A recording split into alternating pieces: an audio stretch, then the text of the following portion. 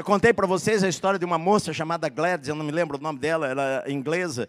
Ela sentiu um chamado de Deus para ser missionária na China, então ela se inscreveu, isto há mais de 50, 70 anos atrás, 1920 e pouco, quase 100 anos atrás já.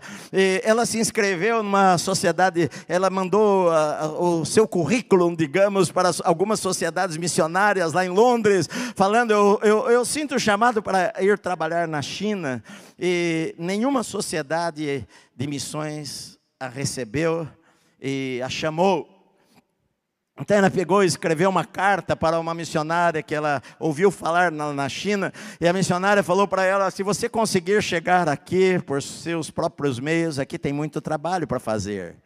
E ela então trabalhou, juntou dinheiro, e então ela comprou passagem de trem, ela cruzou a Europa inteira de trem, ela demorou naquela época um bom tempo para poder chegar até a China, e lá na China ela foi trabalhar com crianças, e ela viveu a vida dela toda lá e morreu lá, servindo a Deus, servindo aquelas crianças que estavam lá. Deus a abençoou, deu um ministério para ela grande, ela foi levada diante de presidentes, de pessoas importantes no país para falar de Cristo.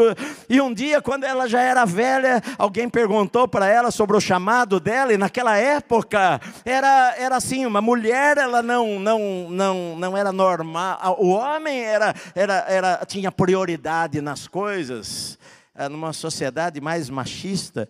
E ela falou o seguinte, eu até acredito que eu talvez não tenha sido a primeira opção de Deus, talvez Deus chamou um homem mais capacitado, talvez Deus tenha chamado um homem mais inteligente, talvez Deus tenha chamado alguém com mais qualificações do que eu, e falou para ele, ô fulano, vai lá para a China. E o fulano falou, Senhor, eu tenho tanta coisa para fazer na vida, tanta correria, tantos negócios para fazer, e não foi. Então Deus olhou lá do céu e me viu lá, falando, Senhor, eis aqui a minha vida. E o Senhor falou, bom, o outro não vai, então você vai para lá, e aqui estou eu. Porque o que Deus quer é pessoas disponíveis, meu amado. Não é por capacitação, porque Jesus, ele poderia ter chamado os homens mais cultos da sua época, os mais intelectuais, aqueles que estudaram aos pés dos grandes mestres, mas Jesus chamou pescadores, na maioria deles, pelo menos 7 ou 8 dos apóstolos, a grande maioria dos apóstolos eram pescadores, e 11 deles eram da Galileia, só Judas era da Judéia. Os 11 tinham vidas, na maioria das vezes eram pessoas simples, que os intelectuais da época ficaram admirados, porque eles acharam que eram gente iletrada, que não tinha cursos teológicos, não é que não conhecia a Bíblia não, mas que não passaram numa escola formal de treinamento aos pés de um rabino conhecido. Mas isso não importava para Deus, porque Deus usa aquele que está disponível, meu amado, aquele que fala para o Senhor, Senhor, seja o primeiro na minha vida, o Senhor é a pessoa mais importante na minha vida, então eu quero servir a Deus no meu trabalho, na minha profissão, onde eu andar, onde eu viver, eu quero estar ali disponível para Deus. E quando eu estou disponível para Deus, muitas vezes durante minha vida, meu tempo, Deus vai preparar oportunidades para eu ser a boca dele, a mão dele. Às vezes as pessoas brigam tanto na igreja por cargo. Pastor, o que eu faço na igreja? Tem tantas coisas que você pode fazer na igreja. Numa igreja como a nossa, tem tantos ministérios diferentes.